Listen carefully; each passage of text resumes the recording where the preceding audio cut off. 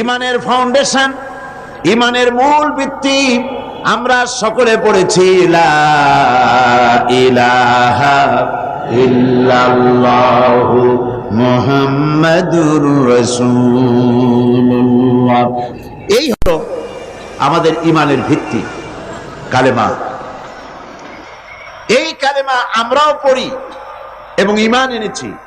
এই কালেমা যখন মুসা আলাইহিস সালাম পড়েছেন, লা ইলাহা ইল্লাল্লাহ, এই কালেমা যখন তিনি উচ্চারণ করেছেন, ফেরাউনের রাজতখ্ত আস্ত ছিল? কথা বুঝতে পারছেন? এই কালেমার ধাক্কায় ফেরাউনের রাজতখ্ত কি আস্ত ছিল? চুরমার হয়ে গেছে, দরিয়ার নীলে ডুবে মরতে হয়েছে। এই কালেমা যখন উচ্চারণ করেছেন হযরত ইব্রাহিম আলাইহিস সালাম, নমরুদের তত্ত্বটাও শেষ হয়ে গিয়েছে। এই কালেমা যখন উচ্চারণ করেছেন মুহাম্মাদুর রাসূলুল্লাহ সাল্লাল্লাহু আলাইহি ওয়াসাল্লাম, তখন আবু জাহাল, আবু লাহাব, উতবা, শাইবা, মুগীরা বংশশুদ্ধ, এদের সমস্ত রাজ ব্যবস্থা, সমস্ত সবকিছু ছিন্ন ভিন্ন হয়ে গিয়েছে। এই কালেমা আমরা উচ্চারণ করি, আমরাও পড়ি, কিন্তু ওই আসর হয় না যেই আসর হতো আম্বিয়া আলাইহিমুস সালাম কালেমার দাওয়াত দিলে, সাহাবায়ে কেরাম দাওয়াত দিলে যে আসর হতো, সেই আসর আমাদের দাওয়াতে হয় না। কথা ঠিক কিনা? বিষয়টা দেখুন, ওনারা দাওয়াত দিয়েছেন মুসা আলাইহিস সালামকে, ফেরাউনের মোকাবেলা করতে হয়েছে কালেমার দাওয়াত দিয়ে। ইব্রাহিম আলাইহিস সালাম কালেমার দাওয়াত দিয়ে নমরুদের মোকাবেলা করতে হয়েছে, সমস্ত নবীদেরকে মোকাবেলা করতে হয়েছে, রাসূল করিম সাল্লাল্লাহু আলাইহি ওয়াসাল্লামকে মোকাবেলা করতে হয়েছে। আর এই কালেমার দাওয়াত বর্তমান বিশ্বে দেওয়া হচ্ছে। সেই দাওয়াতে লোকেরা ফুল পাচ্ছে, মালা পাচ্ছে। ওনারা দাওয়াত দিতে গিয়ে জেল হয়েছে, জরিমানা হয়েছে, অত্যাচারিত হয়েছে, হিজরত করতে হয়েছে। আর বর্তমান যুগের দাওয়াত দিতে গেলে সেই অবস্থা হচ্ছে না, বরং অন্যরকম হচ্ছে। সুতরাং বোঝা যাচ্ছে যে দাওয়াতটি আল্লাহর পয়গম্বরেরা যেভাবে পেশ করেছেন ওইভাবে পেশ করা হচ্ছে না। ঈমানকেও আমরা সঠিকভাবে অনুধাবন করতে পারি না। এই ঈমান কি শিক্ষা দেয়? আল্লাহর উপরে ঈমান আনলে সেই ঈমানদারকে কি শিক্ষা দেয় ঈমান, এই কথাটা আমি আপনাদের সাথে বলতে চাই। ঈমান বিল্লাহ, আল্লাহর প্রতি মানুষ যখন ঈমান আনে, তার প্রথম শিক্ষাটাই হচ্ছে ঈমানদারকে, ঈমান বিল্লাহ তাকে আত্মমর্যাদায় সমুন্নত করে, তাকে আত্মমর্যাদা শিক্ষা দেয়। সেটা কি? সেটা হচ্ছে ঈমান আনার আগে সে পাথর দিয়ে মূর্তি তৈরি করে তার সামনে মাথা নত করত, গাছের সামনে মাথা নত করত, সাপের সামনে মাথা নত করত, শক্তির সামনে মাথা নত করত, হাত দিয়া মূর্তি বানাইয়া তার সামনে নিজের ভালো মন্দ কামনা করত। এটা সে করত। কিন্তু যখন ঈমান আনলো, তখন কোরআন তাকে বলছে, ঈমানদার ব্যক্তিকে কোরআন শিখালো, ইন্নাল্লাযীনা তাদউনা মিন দুনিল্লাহি ইবাদুন আমসালুকুম।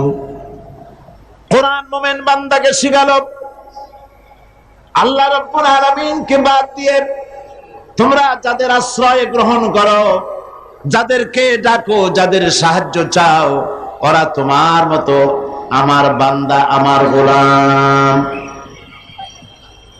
সুতরাং তোমার মধ্যে মর্যাদার, আত্মমর্যাদা বোধ, পার্সোনালিটি, শাখসিয়ত সৃষ্টি করে ঈমান। কে সৃষ্টি করে? ঈমান। এই পাথরের মূর্তি তোমাকে কিছু দিতে পারবে না, এই মাটির মূর্তি তোমাকে কিছু দিতে পারবে না, এই বিরাট বিরাট গাছগুলি, সাপগুলি কিচ্ছু দিতে পারবে না।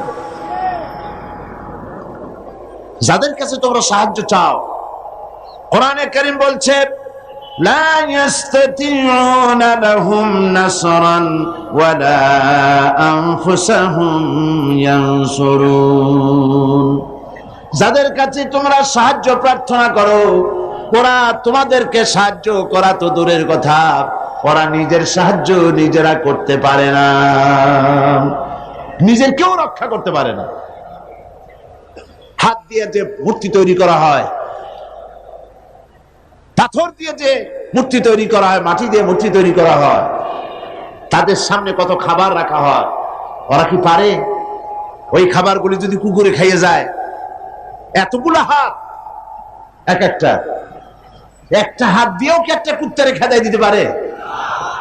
এমনকি ওর নাকের ডগায় মাছি বসে যদি মুখের মধ্যে কিছু ত্যাগ করে, এতগুলো হাত আছে, আঙ্গুল আছে, একটা আঙ্গুল দিয়ে মাছিটারে উড়াইতে পারে? এগুলো তো পারি না, নিজের সাহায্য করতে পারে না। মানুষের সাহায্য করা তো দূরের কথা, ওরা কি মানুষ বানানো তো দূরের কথা। আল্লাহ পাক বলেছেন ওরা কি একটা মাছি বানাইতে পারে?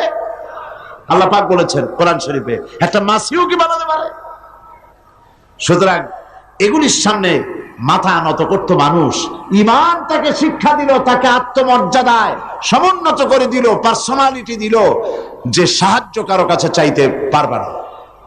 ওরা নিজেরাই, যার কাছে সাহায্য চাও, নিজের সাহায্য ওরা নিজেরা করতে পারে। রাসূল করিম সাল্লাল্লাহু আলাইহি সাল্লামের কাছে এক মুশরিক এসেছিল একটা ভাঙ্গা মূর্তি নিয়ে। হুজুর জিজ্ঞেস করেছিলেন যে তোমার এই মূর্তিটা ভাঙা কেন? সে বলেছিল যে এই মূর্তিটি, এটি তো আমার দেবতা, আমি এর পূজা করি এবং আমি যেন কোনো বিপদে না পড়ি সেই জন্য এর সাথে রাখি। প্রতিমধ্যে পেশাবের প্রয়োজন হলো তো তাকে এক পাশে দাঁড় করায় রেখা আমি আমার কাজ সেরে এসে দেখি এর শরীর, সমস্ত শরীরটা ভিজা। তো ভাবলাম কোনো বরকতের পানি হবে। তো সে বলল যে এটা আমি চাটে খাওয়া আরম্ভ করলাম। চাটে খেতে গিয়ে দেখি যে কেমন দুর্গন্ধ লাগে। তো চিন্তা হলো বরকতের পানি দুর্গন্ধ হবে কেন? এরকম এসিডের মতো ঝাঁঝ ঝাঁঝ হবে কেন?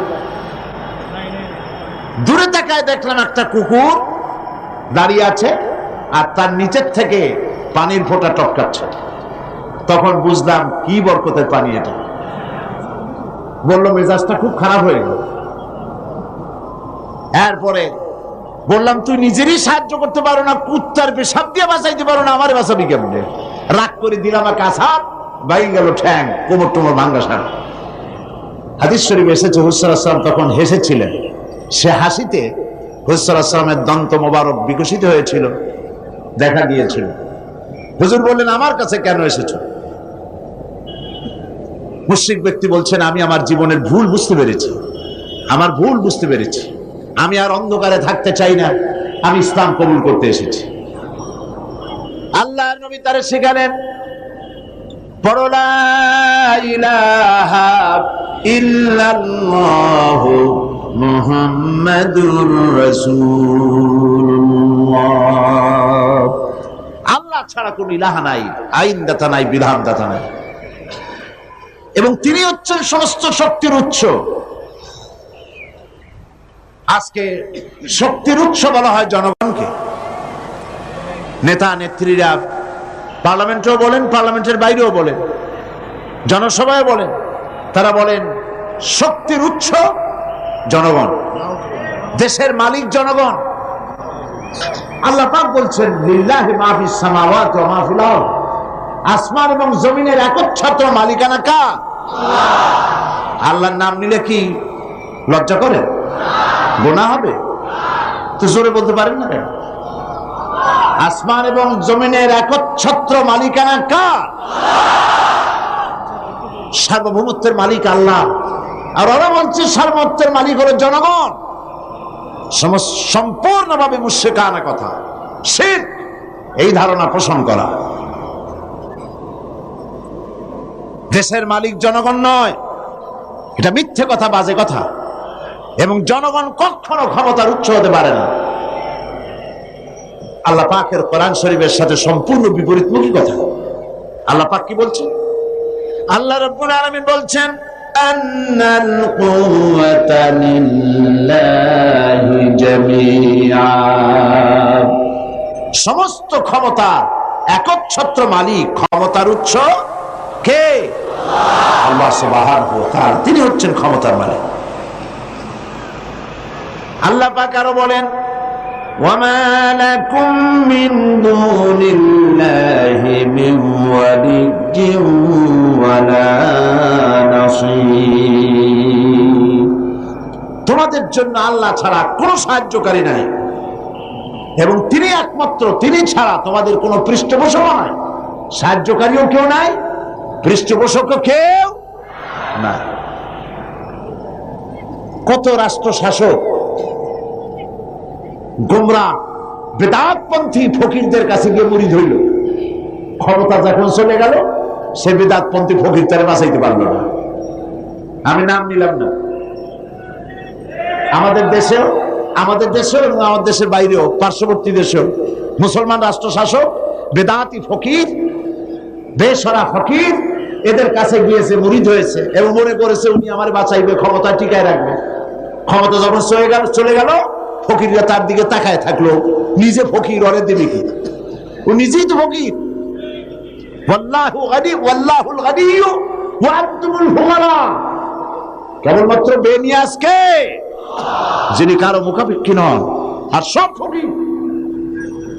সুতরাং তোমাদের কোনো পৃষ্ঠপোষক নাই, আল্লাহ ছাড়া কোনো বন্ধু নাই, ওলি নাই, মনিব নাই, কেউ নাই সাহায্যকারী। কে ছাড়া?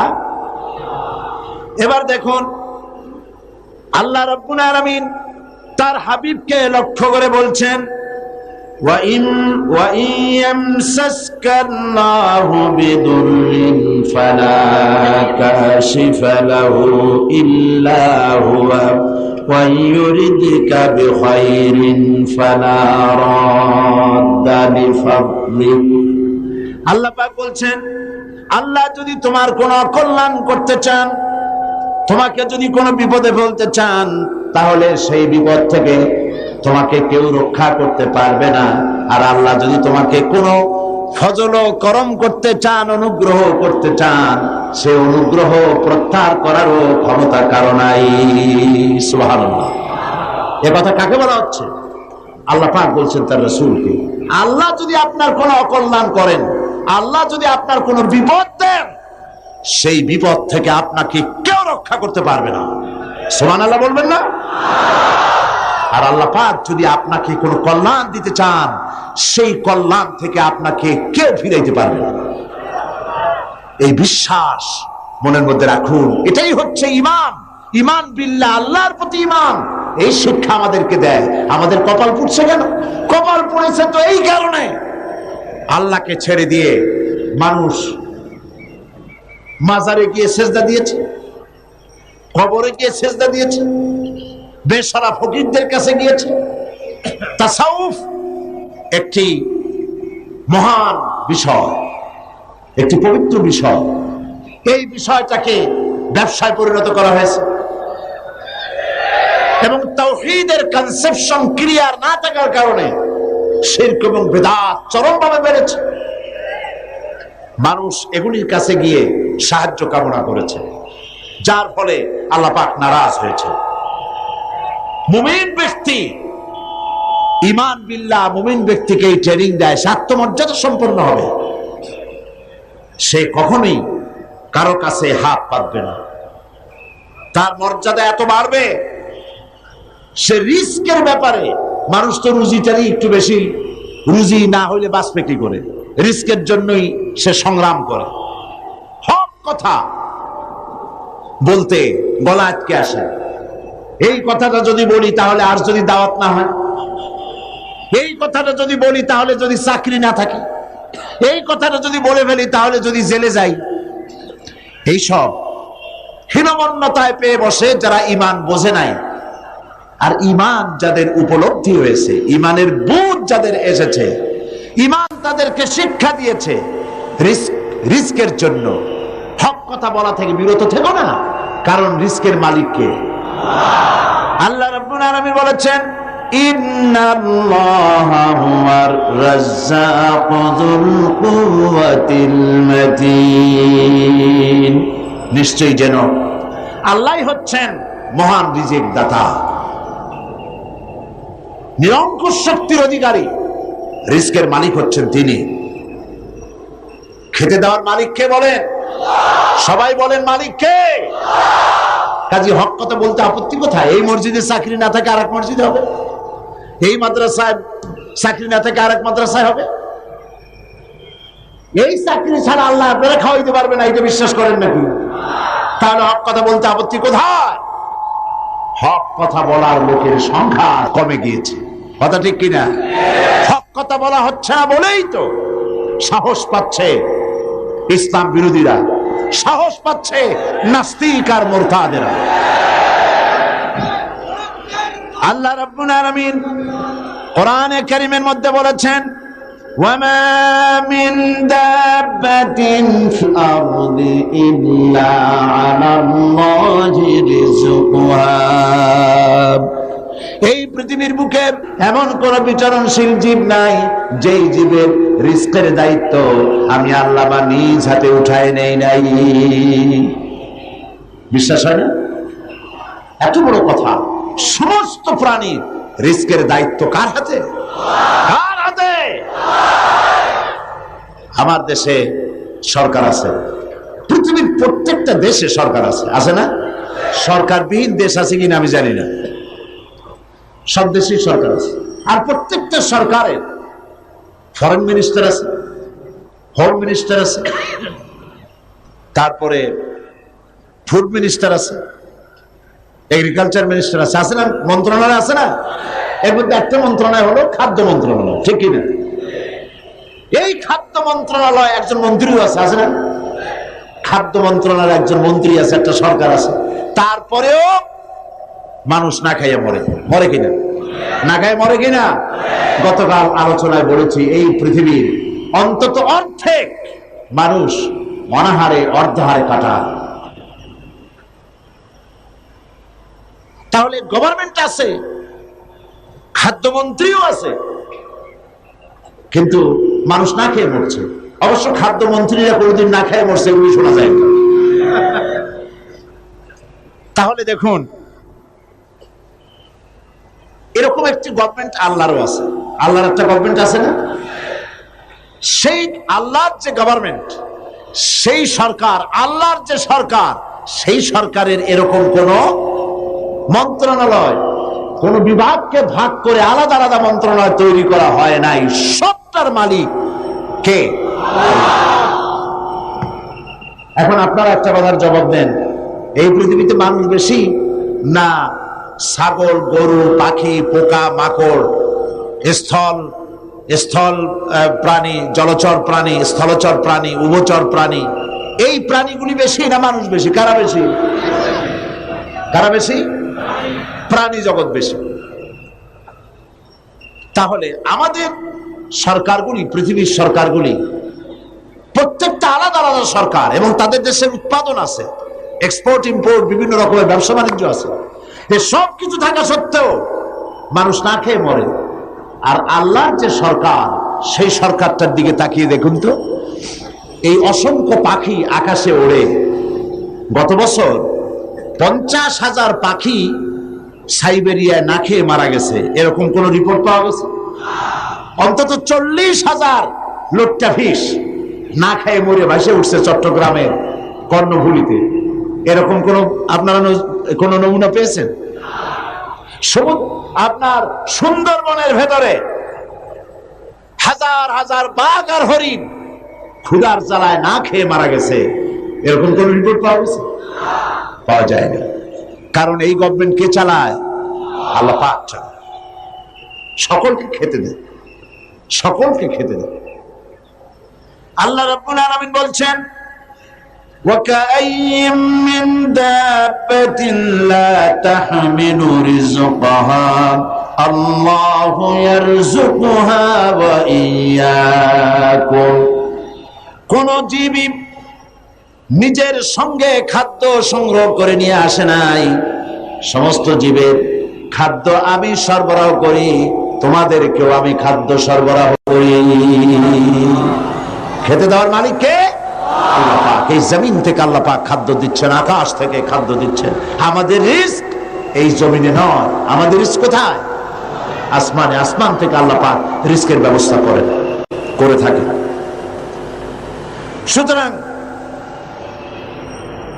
ঈমান প্রথম যে শিক্ষাটা দিল, ঈমান বিল্লাহ প্রথম যে শিক্ষাটা দিল, সেই শিক্ষাটা হলো এই যে আমি আমার মাথা নত করতে পারবো না, আমার আত্মমর্যাদা সৃষ্টি হবে ব্যাপারে যে আমি পৃথিবীর কোন মন্ত্রীর গোলাম নই, কোন প্রেসিডেন্টের গোলাম নই, কোন পীর বুজুর্গের গোলাম নই, কোন মানুষের গোলাম নই। আমি গোলাম কেবলমাত্র কার? জোরে বলুন। সে আল্লাহ পাকের গোলাম, যার হাতের মুঠায় সমস্ত প্রাণীর জীবন। তিনি আমাকে খেতে দেন, তিনি আমাকে পড়তে দেন, তিনি আমাকে সাহায্য করেন, তিনি আমাকে বিপদ থেকে বাঁচান। ঈমান। 2 নম্বরে ঈমান বিল্লাহ মানুষকে যে শিক্ষা দেয়, সে শিক্ষাটা হচ্ছে মুমিনকে নিরহংকার বানায়। সুবহানাল্লাহ বলেন। মুমিন ব্যক্তির ভিতরে কোনো অহংকার জায়গা পাবে না। সে বিনয় হবে, বিনম্র হবে, নিরহংকার হবে। কারণ হচ্ছে আল্লাহ পাক তাকে বলেছেন ওয়া হুয়াল কাহিরু ফাওকা ইবাদি। আল্লাহর কর্তৃত্ব থেকে বেরিয়ে আসার ক্ষমতা কোনো মানুষের নাই। আল্লাহ পাক বলেছেন ইয়া মাশারাল জিন্নি ওয়াল ইনস, হে পৃথিবীর মানুষেরা আর জিনেরা, ইন ইসতাতা'তুম আন তানফুযু মিন আকতারিস সামাওয়াতি ওয়াল আরদ, যদি সম্ভব করতে পারো আমার আকাশের নিচের থেকে, আমার জমিনের উপর থেকে বেরিয়ে যাও। আল্লাহ পাক বলেন ফানফুযু লা তানফুযুনা ইল্লা বিসুলতান, কখনোই সম্ভব হবে না আমার আকাশের নিচ থেকে, আমার জমিনের থেকে বেরিয়ে যাওয়া। সুতরাং আমার কর্তৃত্ব থেকে বেরিয়ে যাওয়ার কোনো উপায় নাই, আমার কর্তৃত্বের মধ্যেই থাকতে হবে। সেই জন্য কোন অহংকার মুমিন বান্দার মধ্যে হতে পারে না। কিসের অহংকার করবেন? স্বাস্থ্যের অহংকার করবেন। কতটা স্বাস্থ্যের মালিক হয়েছেন, আল্লাহ পাক যদি ইচ্ছে করেন তাহলে ডায়রিয়া দিয়ে দিবেন, এমন ডায়রিয়া হবে। ডায়রিয়া কি খুব শক্ত না পাতলা? ডায়রিয়া পাতলা, যত বেশি পাতলা হয় কয় স্ট্রং ডায়রিয়া। এই পাতলা জিনিস কেমনে স্ট্রং হয় আল্লাহ জানে। এমন স্ট্রং ডায়রিয়া হলো সলিমুদ্দি কোথায় খুঁজেও পাওয়া যায় না। স্বাস্থ্যের মালিক। সুতরাং স্বাস্থ্যের বড়াই করবেন না, বিদ্যার বড়াই করবেন। কত বড় বিদ্যা অর্জন করেছেন, টাকার বড়াই করবেন। কত টাকার মালিক হয়েছে। আল্লাহ পাক যদি ব্রেনের মধ্যে টিউমার দিয়ে দেন, ব্লাডের মধ্যে ক্যান্সার দিয়ে দেন, আল্লাহ পাক যদি হার্টের মধ্যে মারাত্মক কোন রোগ দিয়ে দেন, সারা পৃথিবী বিক্রি করবেন, ঔষধের পয়সা হবে না। আপনি তো জানেন না কত বড় নিয়ামত ভোগ করছেন। প্রতি মুহূর্তে শ্বাস ফেলছেন, শ্বাস গ্রহণ করছেন, নিঃশ্বাস ফেলছেন, শ্বাস গ্রহণ করছেন। এটা কি নিয়ামত নয়? বলেন, এটা কি নিয়ামত নয়? এই নিয়ামতটা আপনি বোঝেন না। এই নিয়ামতটা বোঝার জন্য যার শ্বাসকষ্ট আছে, শ্বাসকষ্টের রোগী আছে না, বোঝেন তো? শ্বাসকষ্টের রোগীর কাছে গিয়ে জিজ্ঞেস করেন, সে বলতে পারবে একটা শ্বাসের দাম কত। সুবহানাল্লাহ বলবেন না? সুতরাং আল্লাহ পাকের এই নিয়ামত, অর্থের নিয়ামত দিয়েছেন আল্লাহ পাক। অর্থের বড়াই করো না, স্বাস্থ্যের বড়াই করো না, বিদ্যার বড়াই করো না, ক্ষমতার বড়াই করো না। এই ক্ষমতা দেওয়ার মালিক আল্লাহ, আর সিনায় নেওয়ার মালিকও আল্লাহ পাক। মানুষ বোঝে না, মানুষ বোঝে না, ক্ষমতায় পাগল হয়ে বসে এবং সিংহাসনের চতুর্দিকে স্ক্রু নাট দিয়ে টাইট দিতে থাকে, যাতে কখনো এই চেয়ার ছাড়া না লাগে। চেয়ারের হাতল 2 হাত দিয়া ধরিয়া 2 পাও দিয়া পায়ের সাথে ব্যাট দিয়ে পেঁচাইয়া মজবুত হয়ে বসে থাকে, নড়বই না। কিন্তু থাকতে তো পারবে না। কি বলেন? পণ্ডিত জওয়াহরলাল নেহেরু পাগলা গারদ দেখতে গিয়েছিলেন। পাগলেরা দেখিয়া জামা কাপড় কেতাদুরস্ত সুপুরুষ, তাকে দেখে জিজ্ঞেস করছেন তুমি কে? তিনি বললেন আমি ভারতের প্রধানমন্ত্রী, আমার নাম পণ্ডিত জওয়াহরলাল নেহেরু। পাগলেরা বলছে আমরাও যখন এখানে আসছিলাম এই তোমার মতো এরকমের লম্বা লম্বা কথা আমরাও বলতাম, থাকো কিছুদিন আমাদের সাথে, তোমার গরম মাথাও ঠান্ডা হয়ে যাবে। কাজী ক্ষমতায় যারা থাকে ক্ষমতায় গিয়ে আল্লাহর ক্ষমতাকে ভুলে যায়, জনগণকে ধোঁকা দেয়, কিন্তু সময় যখন হয় আল্লাহ যখন ছিনায় নেন ক্ষমতা তখন রক্ষা করতে কেউ। এই জন্য মুমিন ব্যক্তির দ্বিতীয় নম্বরের শিক্ষা হচ্ছে মুমিনকে ঈমান বিল্লাহ, তাকে বিনয় এবং বিনম্র হওয়ার শিক্ষা প্রদান করে। ঈমান তাকে শিখায় ওয়ামা বিকুম বিনিমাতিন ফামিনাল্লাহ।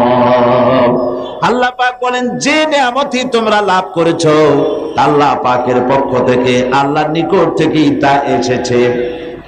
সুতরাং অহংকার করো না, আল্লাহ পাক নিষেধ করেছেন। কোরআনে কারীম বলছে ওয়ালা তামশি ফিল আরদি মারহান ইন্নাকা লান তাখরিকাল আরদা ওয়া লান তাবলুগাল জিবালা তুলা। আল্লাহ পাক বলেন অহংকার করে আমার জমিন উপরে হেঁটো না, অহংকার করে পদাঘাত করে আমার জমিনটাকে বিদীর্ণ করে দিতে পারবে না, আর অহংকার করে লাভ দিয়া আমার পাহাড়ের উচ্চতাও ছাড়াই যেতে পারবে না। পারবে? অহংকারের ঠেলায় সালামও দিতে চায় না। আছে কিনা এরকম মানুষ? সালামও দিতে চায় না। তুমি যে অহংকার করো, তুমি কি পারবে তোমার পাও দিয়া লাথি মেরে জমিনটারে ভাড়ায় দিতে? তুমি কি পারবা লাভ দিয়ে পাহাড়ের উচ্চতা ছাড়াই যেতে? তাহলে কেন অহংকার করো? বরং মুমিন বান্দার খাসলাত হচ্ছে এই, কোরআন বলছে ওয়াইবাদুর রাহমানিল্লাযীনা ইয়ামশুনা আলাল আরদি হাওনা। দয়াময় আল্লাহর বিশিষ্ট বান্দা যারা, তারা দুনিয়ার বুকে বিনয়ের সাথে তারা চলাফেরা করে, অহংকারের সাথে তারা চলাফেরা করে না। এটা হলো ঈমানের শিক্ষা। এই শিক্ষা কি আমরা গ্রহণ করব? আল্লাহ যেন কবুল করেন, বলেন আমিন। আমরা কেউ যেন অহংকার না করি, কখনো না, কখনো যেন অহংকার আমাদের মধ্যে জায়গা না পায়। কিবর, অহংকার, আত্মম্ভরিতা কবিরা গুনাহ, এর থেকে আল্লাহ পাক আমাদেরকে রক্ষা করুন, বলি আমিন। হাদিসে কুদসিতে এসেছে আল্লাহ পাক বলেছেন অহংকার, কিবর, এটা হচ্ছে আমার চাদর। যে ব্যক্তি কিবর করে, অহংকার করে, সেজন্য আমার চাদর নিয়ে টানাটানি করে। নাউজুবিল্লাহ। কত বড় গোস্তাখ, বেয়াদব, আল্লাহর চাদর নিয়ে টানাটানি করে। নাউজুবিল্লাহ। এটা হচ্ছে 2 নম্বরের শিক্ষা। ঈমান এই শিক্ষা প্রদান করে একজন মুমিনকে। আল্লাহর প্রতি যে ঈমান আনে তার প্রথম শিক্ষা, সে আত্মমর্যাদা সম্পন্ন ব্যক্তিত্ব হবে, আল্লাহ ছাড়া কারো সামনে হাত পাতবে না। সুবহানাল্লাহ। 2 নম্বরে সে বিনয় হবে, বিনম্র হবে, নিরহংকার হবে। আর 3 নম্বরে আল্লাহর প্রতি ঈমান ঈমানদারকে নির্ভীক বানায়। সুবহানাল্লাহ। যে ব্যক্তি ঈমানদার হবে সে নির্ভীক হবে, সে কাউকে ভয় পাবে না। মানুষ তো মৃত্যুকেই সবচাইতে ভয় পায়। কোনটাকে ভয় পায় বেশি? কিন্তু মৃত্যুকে যতই ভয় পাই, আমরা কি এই মৃত্যুর হাত থেকে বাঁচতে পারবো? আল্লাহ রাব্বুল আলামিন বলেন কুল ইন্নাল মাউতাল্লাযী তাফিররুনা মিনহু ফাইন্নাহু মুলাকীকুম। মরণ থেকে পালাও তুমি, মরণ তোমায় লইবে ঘিরি, যদিও সুদূর আকাশ পানে লুকাও সেথায় লাগিয়েছে। হে মহারোগের ঔষধ নাই, হে মহারোগের চিকিৎসক নাই, নাই সে ঔষধ জগতে, খুঁজিয়া কাতর হইলে কি হবে, পারিবে না তারে ফিরাতে। আকাশে গিয়ে যদি সিঁড়ি লাগায়, আকাশে গিয়েও যদি কেউ লুকায়, মৃত্যুর থেকে বাঁচার কোনো পথ নাই। মৃত্যু এক অবধারিত মহাসত্য, এ মৃত্যু হবেই। সুতরাং এই ক্ষণস্থায়ী জীবনকে কেন সেই অনন্ত জীবনের জন্য উৎসর্গ করে দিবেন? অর্থাৎ মৌতকে ভয় পেয়ে, মৃত্যুর ভয় করে মানুষ হক কথা থেকে বিরত থাকবে না, হকের দাওয়াত দিতেই থাকবে। যেহেতু মৃত্যু তার নির্ধারিত সময় আসবেই। এই মৃত্যুর হাত থেকে যখন, একটি সবচাইতে বড় কথা বলি, রাসূল করিম সাল্লাল্লাহু আলাইহি ওয়াসাল্লামের চাইতে শ্রেষ্ঠ মানুষ আকাশের নিচে জমিনের উপরে হয়েছে কখনো? হবে কখনো? তার চাইতে শ্রেষ্ঠ আল্লাহর মাহবুব আর কি কেউ আছে? তারই যখন মৃত্যু হয়েছে, তিনি যখন ইন্তেকাল করেছেন, তাহলে কেউ কি বাঁচতে পারবে? এই মৃত্যুর হাত থেকে বাঁচার কোনো পথ নাই। সেই জন্য মুমিন বান্দাকে তার জীবন তৈরি করতে হবে ঈমানের উপরে। আল্লাহ রাব্বুল আলামিন বলেছেন, ইন্নাল্লাহা আশতারা মিনাল মুমিনিনা আনফুসাহুম ওয়া আমওয়ালাহুম বিআন্না লাহুমুল জান্নাহ। আল্লাহ পাক বলেন, আমি আমার মুমিনের জান এবং মালকে খরিদ করে নিয়েছি, বিনিময় আমার মুমিন বান্দাকে আমার জান্নাত দিয়ে দিয়েছি, বেহেশতটা দিয়ে দিয়েছি আমার মুমিন বান্দাকে, তার জান আর মাল আমি কিনে নিয়েছি। এই জন্য মুমিন বান্দার এই চিন্তা থাকা দরকার যে আমার ভালো মন্দ সবকে করবেন। বলেন তো সবাই, খাইরিহি ওয়া শাররিহি মিনাল্লাহি তাআলা। ভালো আর মন্দ কে কার তরফ থেকে আসে? আল্লাহর পক্ষ থেকে আসে। আপনারা বিশ্বাস করুন, কোন ব্যক্তি ফু দিয়ে আপনার জীবনকে, আপনাকে সৌভাগ্যবান বানায় দেবে, অথবা কেউ ফু দিয়ে আপনার জীবনকে হতভাগ্য বানায় দেবে, এই বিশ্বাস কখনো করবেন না। আপনার ভালো আমার ভালো, আমার মন্দ আপনার মন্দ, আমাদের সকলের ভালো মন্দের একমাত্র মালিক ঈমানের কথা। ঈমান বিল্লাহ মানুষকে এই শিক্ষা দেয়, ওয়ামা হুম বিদাররিনা বিহি মিন আহাদিন ইল্লা বিইজনিল্লাহ।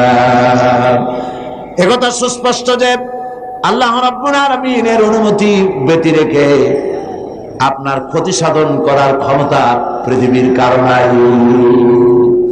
যেটা হবার সেটা হবেই। আল্লাহ আপনার জন্য যেটা নির্ধারণ করে রেখেছেন এটা হবেই। আল্লাহ নির্ধারিত কোন জিনিস থেকে বাঁচবার কোন উপায় মানুষের নাই।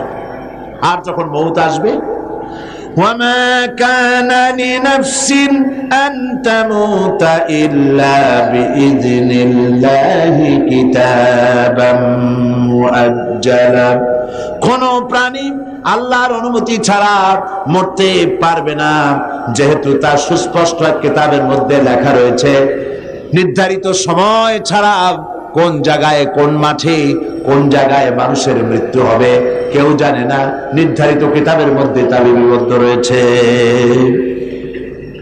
সুতরাং ঈমান মানুষকে এই শিক্ষা প্রদান করে, আল্লাহর প্রতি ঈমান, যে মৃত্যুর ভয় করে হক থেকে ফিরে থাকতে পারবেন না। ঈমান বিল্লাহ মানুষের মধ্যে আশার সৃষ্টি করে, ভরসার সৃষ্টি করে, সে কখনো হতাশ হয় না। আল্লাহ রাব্বুল আলামিন মানুষকে নিরাশ হতে নিষেধ করেছেন, লা তাকনাতু মির রাহমাতিল্লাহ। হতাশা এক ধরনের কুফরি, নিরাশ হওয়া কুফরি। এই জন্য আল্লাহ পাক নিরাশ হতে নিষেধ করেছেন। মুমিনের ভিতরে আল্লাহ পাক আশাবাদ সৃষ্টি করেন, এটা হলো ঈমানের দাবি। আল্লাহ পাক কোরআনে কারিমে বলেছেন, ওয়ামান ইয়াকনুত মির রাহমাতি রাব্বিহি ইল্লা দাল্লুন। আল্লাহর রহমত থেকে কেবলমাত্র পথভ্রষ্ট লোকেরাই হতাশ হয়, নিরাশ হয়, আর কেউ নিরাশ হয় না। আল্লাহ পাকের রহমত থেকে নিরাশ হওয়া ঈমানের পরিপন্থী। এই জন্য ঈমানদার লোকেরা যখন রোগাক্রান্ত হয় তখন সে নিরাময়তার দিক থেকে ভেঙে পড়ে না, হতাশ হয় না, কারণ আল্লাহর প্রতি ঈমান তাকে বলে আল্লাযী খালাকানি ফাহুয়া ইয়াহদিন। তিনি আমাকে সৃষ্টি করেছেন আর তিনি আমাকে পথ প্রদর্শন করেছেন।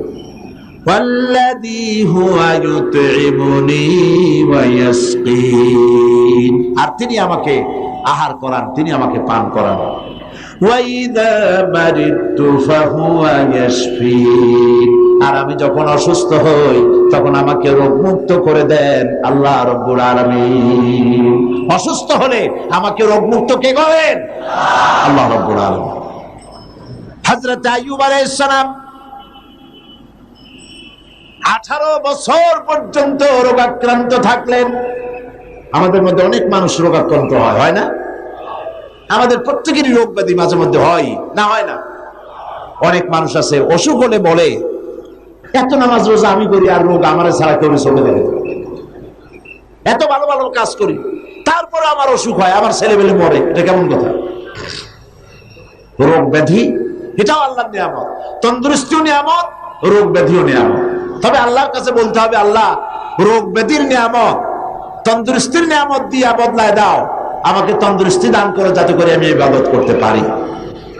হযরত আইয়ুব আলাইহিস সালাম 18টি বছর পর্যন্ত রোগ ভোগ করার মধ্যে যখন শরীরের ভিতরে পোকা জমে গেল, জিহ্বায় যখন পোকা শুরু হয়েছিল, তখন তিনি বলেছিলেন রব্বুল আলামিন এতদিন কোনো কথা বলি নাই, এখন আমার জিহ্বায় পোকা ধরেছে, আয় আল্লাহ পাক তুমি দয়া করে আমার জিহ্বায় পোকা দিও না, কারণ আমার জিহ্বায় যদি পোকা হয়ে যায় তাহলে তুমি আল্লাহ তোমার জিকির আমি কি দিয়া করব?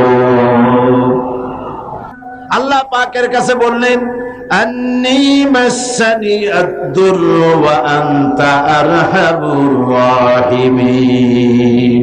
আয় আল্লাহ আমি অসুস্থ হয়ে পড়েছি আর তুমি হচ্ছ পরম করুণাময় দাতা এবং দয়ালু, আমাকে রোগমুক্ত করে দাও। এটা না বলে তিনি খুব কায়দা করে বললেন যে আল্লাহ আমি অসুস্থ আর তোমার নাম রহমান রহিম। আল্লাহ রাব্বুল আলামিন তার দোয়া কবুল করলেন, আল্লাহ পাক তাকে শুনিয়ে দিলেন।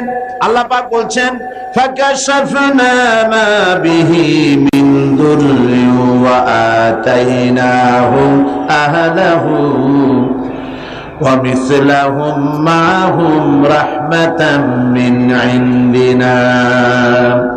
আমি তার কষ্ট দূর করে দিলাম এবং তাকে কেবল তার পরিজনই ফেরত দিলাম না, বরং তার সঙ্গী সাথী যারা ছিল তাদেরকেও আমি ফেরত দান করে দিলাম। আল্লাহ পাক হযরতে আইয়ুব আলাইহিস সালামকে 18 বছর রোগ শোক ভোগ করার পর পূর্ণ সুস্থতা দান করে দিলেন। কোরআন শরীফে নজির এই সব ঘটনা আল্লাহ উল্লেখ করেছেন এই জন্য, যাতে করে আপনাদের কাউকে হতাশায় পেয়ে না বসে। হতাশ হওয়া এটা ঈমানের পরিপন্থী। এবার দেখুন হযরত ইয়াকুব আলাইহিস সালাম প্রাণ প্রিয় সন্তান হযরত ইউসুফ আলাইহিস সালামকে তিনি হারিয়ে ফেলেছেন। হযরত ইউসুফকে হারায়া হযরত ইয়াকুব কিন্তু হতাশ হয়ে যান নাই, বরং তিনি বলেছেন, আল্লাহ হযরত ইয়াকুব আলাইহিস সালামের কথাকে কোরআন শরীফে কোট করে দিলেন, ফাসাবরুন জামিলুন আসাল্লাহু আইয়াতিয়ানি বিহিম জামিআ ইন্নাহু হুয়াল আলিমুল হাকীম। ধৈর্য ধারণ করাই উত্তম। ফাসাবরুন জামিল, উত্তম ধৈর্য ধারণ করলাম, এটাই উত্তম। হয়তো শীঘ্রই আল্লাহ পাক আমাকে আমার সন্তানকে আমার নিকট ফিরিয়ে দিবেন, এই কথা তিনি হতাশ হন নাই, বরং আল্লাহর প্রতি তিনি আশাবাদ ব্যক্ত করেছেন। আর আল্লাহ পাক তার এই দোয়া কবুল করেছেন। হযরত ইউসুফ আলাইহিস সালামকে তার পিতার কাছে আল্লাহ ফিরিয়ে দিয়েছেন, দেন নাই? কি বলেন, দেন নাই আল্লাহ পাক? হযরত ইউনূস আলাইহিস সালাম মাছের পেটের মধ্যে চলে গেলেন, মাছ তাকে গিলে ফেলল। ইউনূস আলাইহিস সালামকে গিলে মাছ নদীর অতল তলদেশে চলে গেছে, বাঁচার কোনো পথ নাই। মাছের পেটের ভিতরে দরজা নাই, জানালা নাই, ছিদ্র নাই, বেরোতে পারেন এমন কোনো জায়গা নাই। আল্লাহ পাক হযরত ইউনূসের এই ঘটনা বলতে গিয়ে কোরআনে কারীমের মধ্যে বলছেন, ওয়াযান্নুন إذ ذهب مغاضبا فظن أن لن نقدر عليه فنادى في الظلمات أن لا إله إلا أنت سبحانك إني كنت من الظالمين মাছের পেটের ভেতরে বসে হযরত ইউনূস আলাইহিস সালাম চিৎকার দিলেন। কি পড়লেন? পড়েন আমার সাথে সবাই মিলে, লা ইলাহা ইল্লা আনতা সুবহানাকা ইন্নী কুনতু মিনাল যালিমিন। আয় আল্লাহ, আল্লাহ ছাড়া কোন ইলাহ নাই, আমি তোমার পবিত্রতা ঘোষণা করছি, আমি আমার উপরে জুলুম করেছি। এই বলে তিনি কাঁদতেছিলেন। আর আল্লাহ রাব্বুল আলামিন ইউনূস আলাইহিস সালামের কান্না বুঝি শোনেন নাই? বলেন শুনেছেন কিনা? ইউনূস আলাইহিস সালামের কান্না তিনি শুনলেন আর তিনি জবাব দিলেন।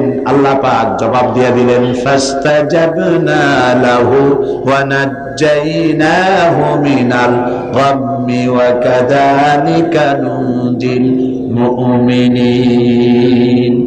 আল্লাহ পাক বলেন, আমি ইউনূসের ডাক শুনলাম, ডাকের জবাব দিয়া দিলাম, মাছের পেটের ভিতরে যন্ত্রণা দিয়া দিলাম, মাছ ভেসে উঠলো আর দরিয়ার কিনারে গিয়া ইউনূস আলাইহিস সালামকে বমি করে দিল।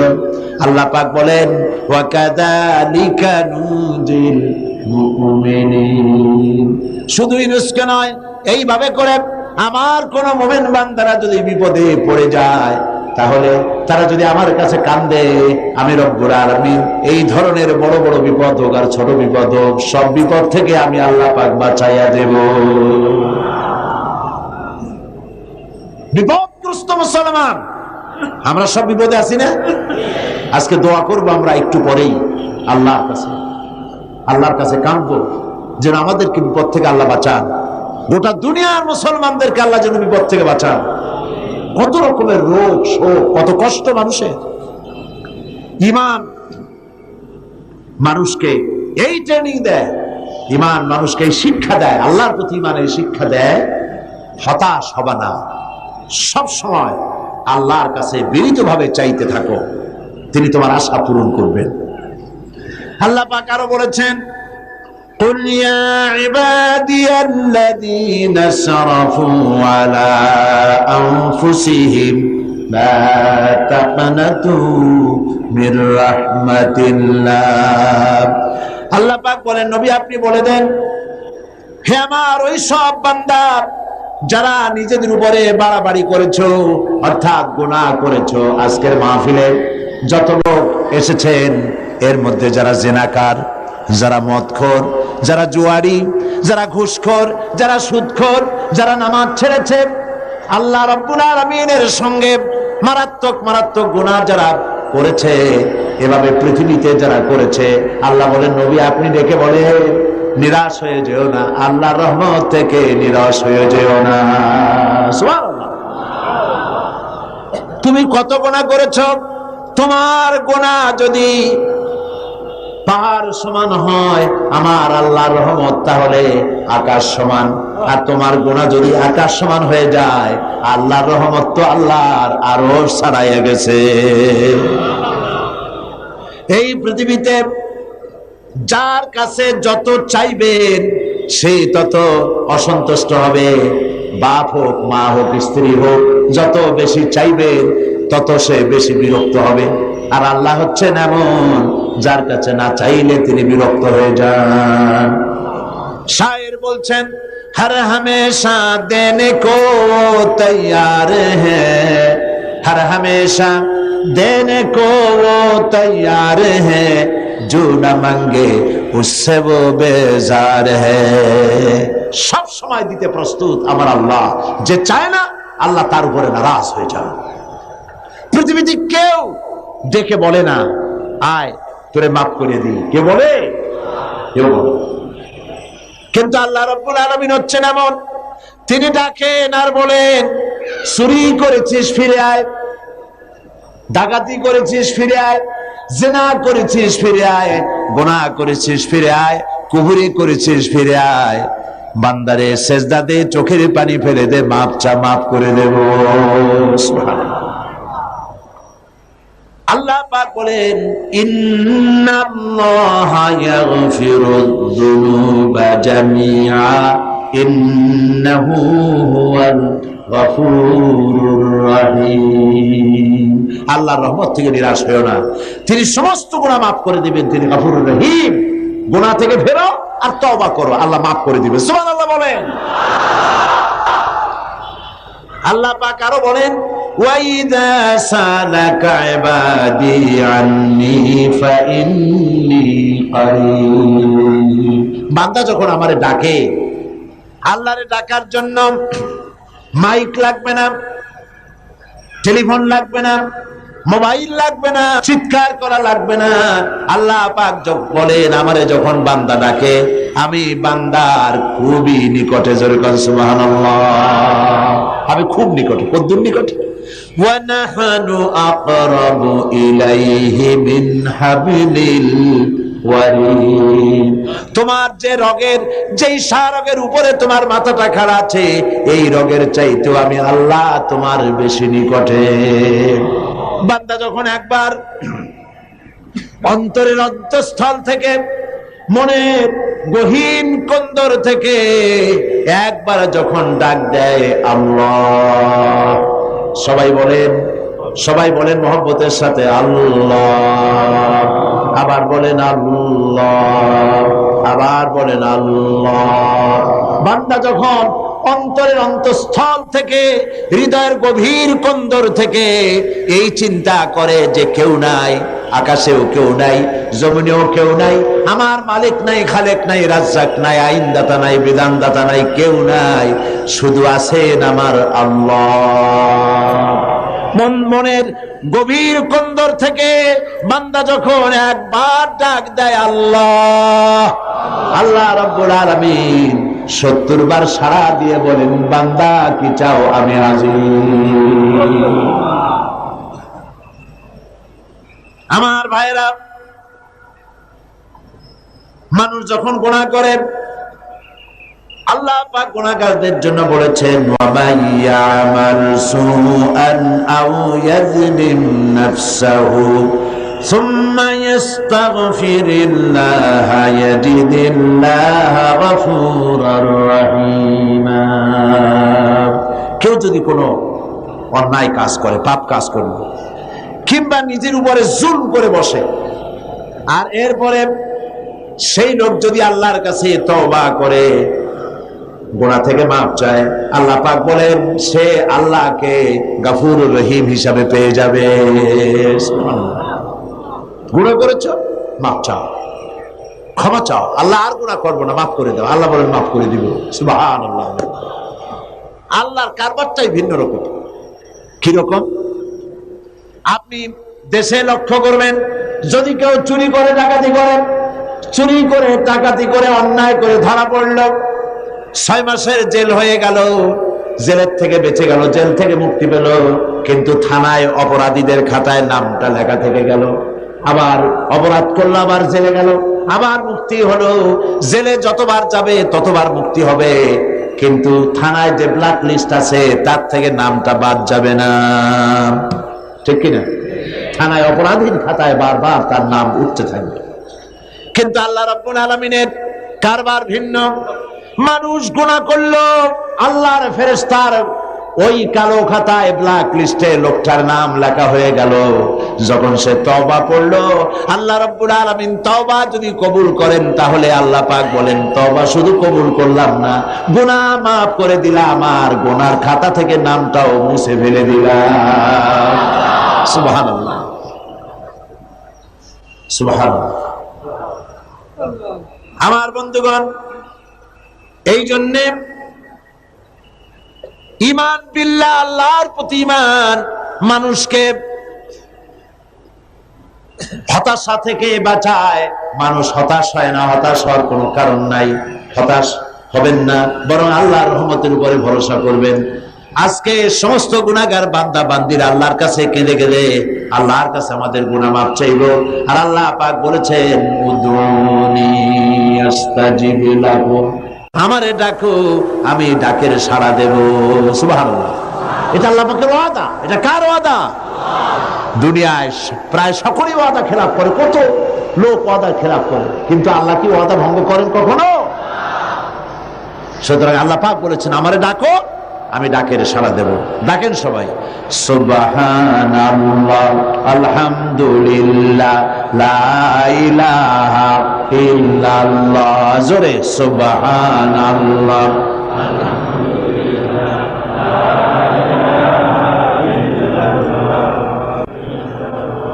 সুবহানাল্লাহ আলহামদুলিল্লাহ লা ইলাহা সুবহানাল্লাহ আলহামদুলিল্লাহ লা ইলাহা ইল্লাল্লাহ মুহাম্মাদুর রাসূলুল্লাহ। ঈমান বিল্লাহ মানুষকে এতগুলি শিক্ষা দেয়। 5 নম্বরে 4টি শিক্ষা বলেছি, মোট 6টি শিক্ষা বলবো ইনশাআল্লাহ। বলি ইনশাআল্লাহ। 5ম নম্বরে ঈমান বিল্লাহ মানুষকে যে শিক্ষাটা দেয় সেটা হলো কঠোর কঠিন বিপদে অবিচল থাকতে সাহায্য করে। সুবহানাল্লাহ। বিপদে সে ঘাবড়ে যায় না। আল্লাহর উপরে মানুষের ঈমান বিপদে ধৈর্য ধরার মতো শক্তি দান করে। যেহেতু শত্রুতা, বিপদ আপদ, ক্ষয় ক্ষতি ইত্যাদি আসবেই, আর যারা দ্বীনের কাজ করে, আল্লাহর দ্বীনের দায়ী যারা, তাদের বিপদটা আরো বেশি। যারা দ্বীনের কাজ করে, আল্লামা ইকবাল বলেছেন সাথে জাকা রহা হ্যায় আজল সে তা ইমরোজ, সাথে জাকা রহা হ্যায় अजल से ताइम रोज चरागे मुस्तफावी से शरारे बुलाबी। সেই আবাহমান কাল থেকে শুরু করে মুস্তাফা সাল্লাল্লাহু আলাইহি ওয়াসাল্লামের দ্বীনের এই চিরাগকে নিভিয়ে দেওয়ার জন্য সারা পৃথিবীর আবু জাহেলরা চিরকাল চেষ্টা করেছে, কিন্তু এই চেষ্টায় তারা কামিয়াব হয় নাই। দ্বীনের চিরাগ জ্বলতেই রয়েছে, কারণ দ্বীন কার? চিল্লায় বলেন কার? আল্লাহ পাক বলছেন ইউরিদুনা লিইউতফিউ নূরাল্লাহি বিআফওয়াহিহিম ওয়াল্লাহু মুতিম্মু নূরিহি ওয়ালাউ কারিহাল কাফিরুন। ওরা চায় মুখের ফু দিয়া আমার আলোকে নির্বাপিত করবে। আল্লাহ পাক বলেন আমি আমার নূরকে, আমার দ্বীনকে পূর্ণতা দান করব, তাতে কাফের বেঈমানদের মনের মধ্যে যত জ্বালা যন্ত্রণা হোক না কেন, ওরা যত জ্বলুক আর পুরুক, দ্বীন প্রতিষ্ঠা আমি করব ইনশাআল্লাহ। আল্লাহ পাক করবেন। দ্বীন প্রতিষ্ঠা কে করবেন? দ্বীনের পূর্ণতা কে দান করবেন? আল্লাহ পাক করবেন। আর এরা বিরোধিতা করতে থাকবে। বিরোধিতা করে কারা? আল্লাহ পাক বলছেন ওয়াকাযালিকা জাআলনা লিকুল্লি নাবিয়্যিন আদুওয়াম মিনাল মুজরিমিন। আর এমনি করে আমি সকল নবীর শত্রু বানিয়েছি সব পাপিষ্ঠ অপরাধ প্রমাণ লোকদেরকে। নবীর সাথে বিরোধিতা করলো কারা? পাপিষ্ঠরা। জোরে বলেন কারা? চিল্লায় কন্যা কারা? আল্লাহ পাক কোরআন শরীফ বলেছেন যে নবীদের বিরোধিতা করেছে সব পাপীরা, অপরাধ প্রবণতায় লিপ্ত এই পাপিষ্ঠরাই নবীদের বিরোধিতা করেছে। আর আজকে ইসলামী আন্দোলনের বিরোধিতা করে নেককার লোকেরা, নাকি? কারা? যারাই বিরোধিতা করে সব পাপিষ্ঠ। ইসলামী আন্দোলনের বিরোধিতা যারা করে তারা কি? চিল্লা কও, তারা কি? আপনারা লক্ষ্য করে দেখেন,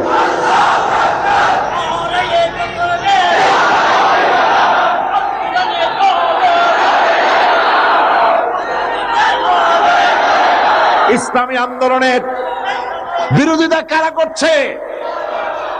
ইসলামকে মৌলবাদ বলে কারা গালি দিচ্ছে? ইসলামকে রক কাটা গলা কাটা বলে কারা গালাগালি করছে? ইসলামী নেতৃবৃন্দের বিরুদ্ধে পত্রিকায় ঝড় তুলতেছে কারা?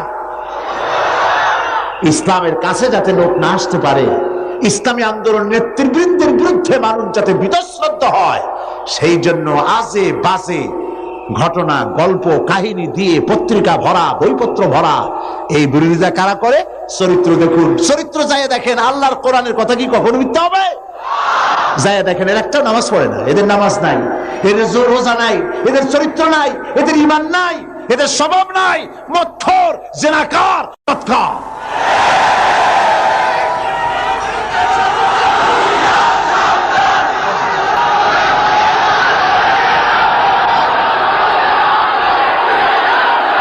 কঠিন বিপদে, কঠিন বিপদে আর কঠিন মুসিবতে ধৈর্য ধারণ করা দৃষ্টান্ত নবীগণ আমাদেরকে দেখায় গেছেন। আল্লাহর নবীরা ধৈর্য দেখায় গিয়েছেন। আজ এ পবিত্র রাতে শিক্ষা গ্রহণ করার তৌফিক আল্লাহ আমাদের দান করুন বলি আমি। যত বিপদ আসুক, আল্লাহ রাব্বুল আলামিন হযরত মূসা আলাইহিস সালামের ঘটনা তুলেছেন। কত বড় বিপদ দেখো। ফালাম্মা তারাআল জামআনি ক্বালা আসহাবু মূসা ইন্না লামুদরাকুন। যখন নাকি মূসা আলাইহিস সালামের সাথীরা দেখতে পেল ফেরাউন এবং তার দলবল তিন দিক থেকে আক্রমণ করেছে, একদিকে দরিয়ায় নীল, আর একদিকে, আর তিন দিক থেকে শত্রুরা ঘেরাও করেছে, তখন তারা বলছে আমরা পাকড়াও হয়ে গেছি, আমাদের তো আর উপায় নাই, এখন আমাদেরকে মেরে ফেলা হবে। আল্লাহ পাক হযরতে মূসার কথা কোট করে শোনাচ্ছেন। হযরতে মূসা বললেন, ক্বালা কাল্লা ইন্না মা'য়া রাব্বী সায়াহদীন। কখনো নয়, অবশ্যই আল্লাহ আমাদেরকে পথ দেখায় দিবেন। সুবহানাল্লাহ। চিন্তা করেছেন, তিন দিক থেকে আক্রান্ত, সারাশি আক্রমণ। ফেরাউন তিন দিক থেকে আক্রমণ করেছে, একদিকে দরিয়ার, তিন দিকে কি ফেরাউনি সৈন্য। পালাবার রাস্তা আছে? সেই জায়গায় পয়গম্বর কি বলছে? অবশ্যই আল্লাহ আমাদের পথ দেখাবে। পালাবার যেখানে কোনো পথ নাই, সেইখানে আল্লাহর পয়গম্বর বলছেন আল্লাহ পথ দেখাবেন।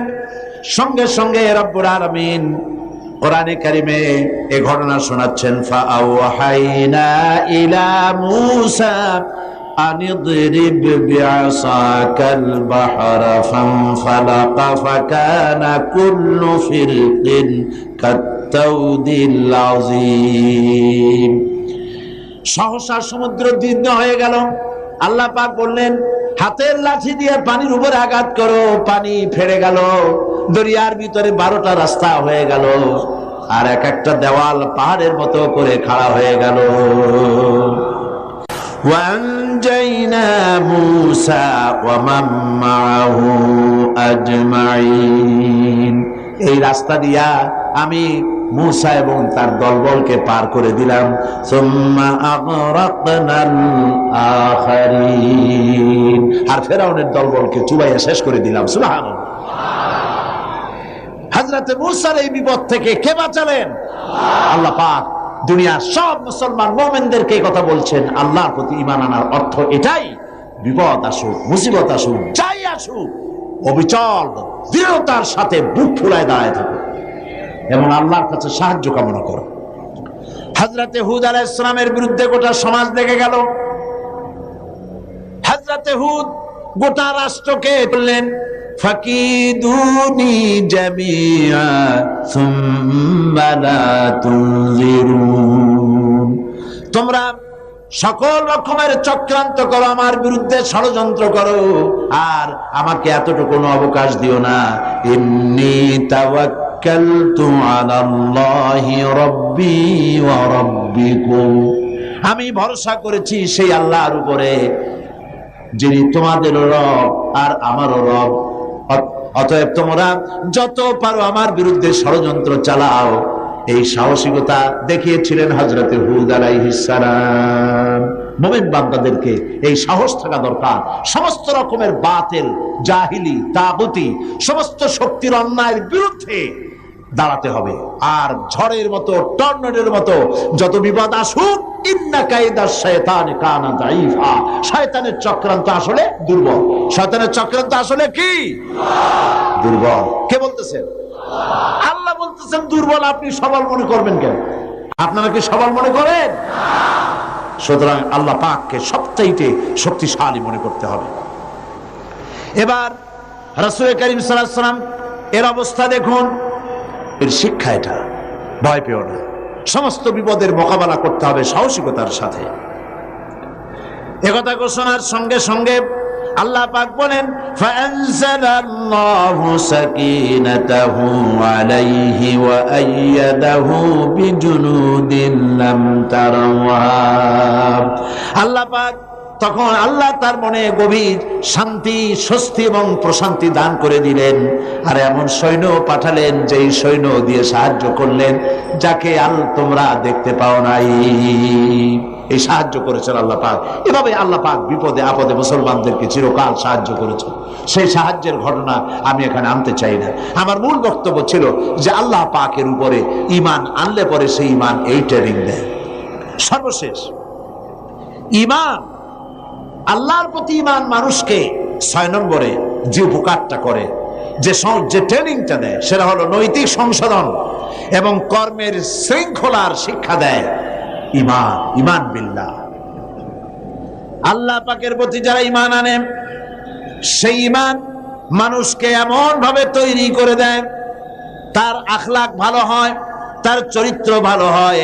এই কারণে যে আল্লাহ রাব্বুল আলামিন তাকে বলেছে, ইন্নাল্লাহা লা ইয়াখফা আলাইহি শাইউন ফিল আরদি ওয়ালা ফিস সামা। আল্লাহ পাক বলেন, নিঃসন্দেহে আসমান এবং জমিনের ভিতরে কোনো জিনিস আল্লাহর কাছে গোপনীয় নাই। এই কথা কি আমরা বিশ্বাস করি? না, করি না। বিশ্বাস করলে কি এই দুরবস্থা হয়? আল্লাহ রাব্বুল আলামিনের কাছে কোনো জিনিস গোপন নাই। এইটা বিশ্বাস করলে আমরা কোনো গুনাহের কাজে যাইতে পারতাম? আমরা গুনাহের কাজ মানুষ করতে পারতো না, ভয় পাইতো আল্লাহ পাকের। আল্লাহ পাক সবকিছু দেখতে পান, শুনতে পান। আল্লাহ পাক বলছেন, মানুষের নৈতিক মান সৃষ্টি করার জন্য কোরআনে কারীমের মধ্যে আল্লাহ বলে রেখেছেন, মা ইয়ালফিযু মিন কাওলিন ইল্লা লাদাইহি রাকীবুন আতীদ। মানুষ এমন কোনো কথা বলে না যে কথাকে ফেরেশতারা রেকর্ড করে না রাখে। সব কথা রেকর্ড হয়ে যায়। আল্লাহ পাক বলছেন, মা ইয়াকুনু মিন নাজওয়া সালাসাতিন ইল্লা হুয়া রাবিউহুম। এমন 3 জন নাই যেখানে তোমরা পরামর্শ করো ওইখানে চতুর্থ সত্তা রয়েছে যার নাম হচ্ছে আল্লাহ। যেখানে তোমরা 3 জন সেখানে চতুর্থ কে? ওয়ালা খামসাতিন ইল্লা হুয়া সাদিসুহুম। যেখানে তোমরা 5 জন সেখানে আল্লাহ হচ্ছেন ষষ্ঠ। ওয়ালা আদনা মিন যালিকা ওয়ালা আকসারা ইল্লা হুয়া মাহুম আইনামা কানু। এর থেকে সংখ্যায় যদি কম হও, এর থেকে সংখ্যায় যদি বেশি হও, বান্দারে তুমি আছো যেখানে আল্লাহ রাব্বুল আলামিন আছেন সেখানে। এই বিশ্বাস যদি ভিতরে থাকে, মানুষের নৈতিকতার মান বেড়ে যায়, চরিত্র ভালো হয়। ঘুষ খাইতে পারে না। ঘুষ খাইতে পারে? ঘুষ খাওয়ার সময় মনে হবে আল্লাহ আমারে দেখতেছে। ঘুষের টাকা যখন নিবে তখন তার মনের মধ্যে কি জায়গা দেবে? মনের মধ্যে